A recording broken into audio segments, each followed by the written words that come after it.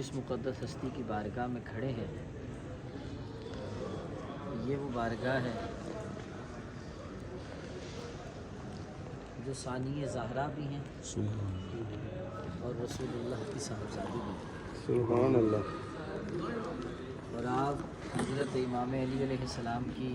بڑی بیٹی بھی ہیں اور حسنین کریمین کی بہن بھی ہیں،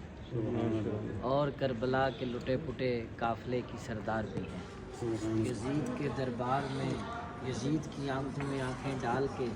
وقت کے یزید کو جس عورت نے اس وقت للکارا جب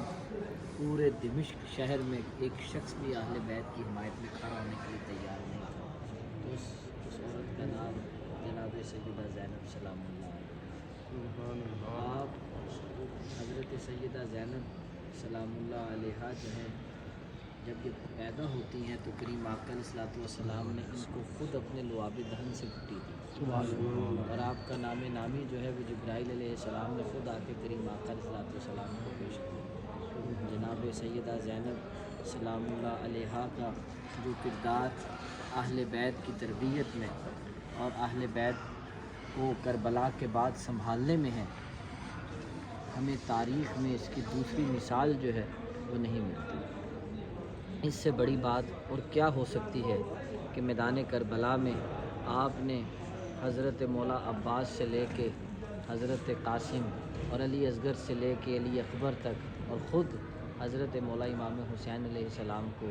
شہادت کے جام پیتے ہوئے دیکھا، اور اس کے باوجود آپ استقامت کے ساتھ جو ہے وہ کھڑی رہیں، اور وہی استقامت آپ نے دربار یزید میں بھی جو ہے اس کا نہ صرف مظاہرہ کیا بلکہ سارے رستے جو ہیں وہ شہداء کی جو کٹی ہوئی گردنیں تھیں جو جا بجا مختلف مقامات پہ تلاوت قرآن بھی کرتی رہیں، آپ ان معجزات کی یعنی شاہد بھی ہیں۔ اللہ تعالیٰ سے دعا ہے کہ مالک و ملک ہمیں جناب سیدہ زینب سلام اللہ علیہ کے صدقے ہم سب کی یہاں کی حاضری قبول فرمائے۔ اور ایک بات ہمیشہ یاد رکھیے، ہمارے ہاں ایک کلچر ہے کہ جب کوئی شخص گھر کی دہلیز میں آ جاتا ہے، چاہے کوئی ملازم ہو، دوست ہو، بچہ ہو، تو ہم اسے کہتے ہیں کہ یہ اس کا تعارف ہم اس طرح کراتے ہیں کہ یہ ہمارا اپنا ہے۔ تو بات یہ ہے کہ اس سے پہلے ہم جتنی بھی درگاہوں پہ حاضر ہوئے ہیں، وہ کوئی مولا علی علیہ السلام کی بارگاہ میں کبھی گئے، کبھی مولا امام حسین علیہ السلام کی بارگاہ میں گئے، کبھی مولا عباس کی بارگاہ میں گئے، کبھی کسی اہل بیت کے روضے پہ گئے، کبھی کہیں گے، لیکن آج صحیح معنوں میں ہم اہل بیت کے جو گھر میں داخل ہونے لگے ہیں وہ دروازہ یہ ہے۔ سبحان اللہ۔ اس لیے یہاں آ کے مشائخین اور بزرگ فرماتے ہیں کہ جب آپ لوگ یہاں حاضر ہوں تو ان کی بارگاہ میں یہی دعا کریں کہ سیدہ ہمیں اپنی غلامی میں قبول کیجئے، اور جو دعائیں دنیا میں کسی جگہ قبول نہیں ہوتی، دو مقامات ایسے ہیں، مدینہ شریف میں حضرت امیر حمزہ اور جناب سیدہ زہرا سلام اللہ علیہ، اور یہاں پر جو سفارش مولا علی کی بارگاہ میں کرنی ہو اس کا سب سے جیسے وہ انا مدینہ العلم والی و بابوہا ہے، یہاں زینب جو ہیں وہ علی و بابوہا ہے۔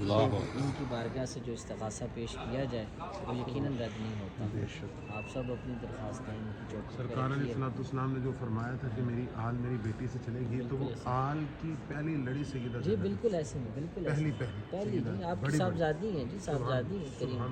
امام حسنین کریمین کی بہن ہے، اور سب سے بڑا ان کا بات یہ ہے کہ یہ